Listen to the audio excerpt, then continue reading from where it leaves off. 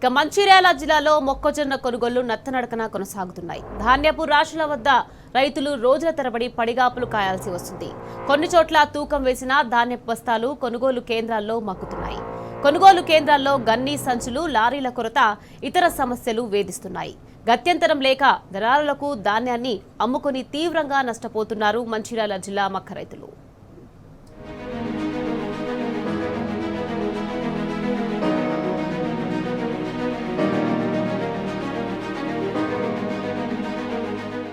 ఆరుగాలం కష్టపడి మొక్కజొన్న పంటను పండించిన రైతులు తీరా ధాన్యాన్ని అమ్ముకునేందుకు తీవ్ర ఇబ్బందులు పడాల్సి వస్తుంది. మంచిర్యాల జిల్లాలో మార్క్ఫెడ్ ఆధ్వర్యంలో ఏర్పాటు చేసిన కేంద్రాల్లో ధాన్యం కొనుగోళ్లలో నత్తనడకన సాగుతున్నాయి. రైతులు రాత్రింబవళ్లు పడిగాపులు కాయాల్సిన దుస్థితి జిల్లాలో నెలకొంది. అధికారులు అనేక కొర్రీలు పెడుతూ అన్నదాతలను ఇబ్బంది పెడుతుండగా వాళ్ళు తప్పనిసరి పరిస్థితుల్లో ప్రైవేట్ వ్యాపారులకు మొక్కజొన్న పంటను అమ్ముకుని తీవ్రంగా నష్టపోతున్నారు.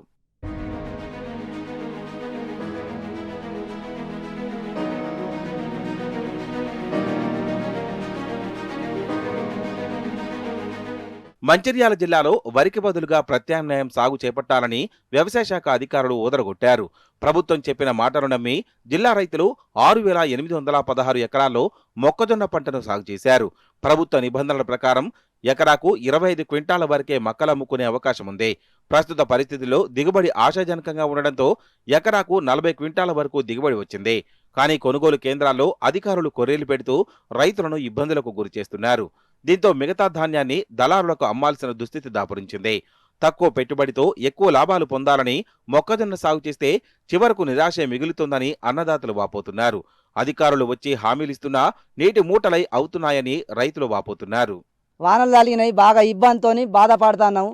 ఎవరైనా కొంటారు కావచ్చు, న్యాయం చేస్తారు కావచ్చు అని చూస్తే ఈగలేదు ఆగలేదు ఏది లేదు. ఈ 1700తోని అని అంటే ఇప్పుడు మందు డబ్బాలు పట్టుకొని మనం తాగి చచ్చే పరిస్థితి వస్తుంది. మన శక్తి లేదు. ఈ రాందానికి ఈ కారణాతం ఏంటంటే మక్కలు పెట్టాలన్న వాళ్ళే మక్కలు పెట్టినాం, వడ్లు పెడితే ఒకటే పంట పెట్టద్దని గవర్నమెంట్ ఇట్లా అన్న వాళ్ళే మక్కలు పెట్టినాం. ఆశపడితే ఇది ఆశ అంతా నిరాశ అయి ఎక్కడ పిల్లగాళ్ళకు ఏం చేయకుండా మాకేం బతుకు లేకుండా ఎటు కాకుండా అయిందయా సారు. జిల్లాలో ప్రభుత్వం ఏర్పాటు చేసిన కొనుగోలు కేంద్రాల్లో మొక్కజొన్న ధాన్యం కొనుగోళ్లు నత్తకే నడకను నేర్పిస్తున్నాయి. మార్కెట్లో మక్కలు పోసి 20 రోజులు దాటినా కాంటా పెట్టే పరిస్థితి లేదు.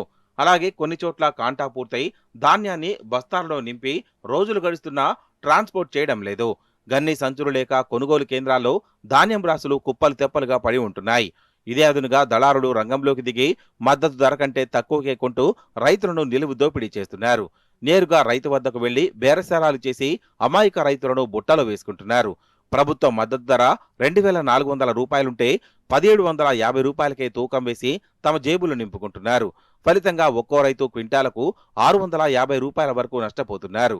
ఇప్పటికి ప్రభుత్వం కొంటది 2,410 రూపాయలని ఆశపడి చూస్తా అంటే ఇప్పటి వరకు ప్రభుత్వం ఇక్కడికి రాలే, కొనలే, తీసుకెళ్తలేదు. ఈ మధ్య కాలంలో వర్షం పడితే మా బతకైతే మందు డబ్బాలు పట్టుకునే పరిస్థితి వస్తుంది. దీని మీద ప్రభుత్వం స్పందించి మా మొక్కలు వెంటనే కొనుగోలు చేయాలని మేము కోరుకుంటున్నాం. 2,410 రూపాయలు ఉన్న ప్రభుత్వ రేటును ప్రైవేటు వాళ్ళు 15,100 లాస్ట్ 1,700 మొక్కలను బట్టి తీసుకోగలుగుతారు. వాళ్ళు అడుగుతారు.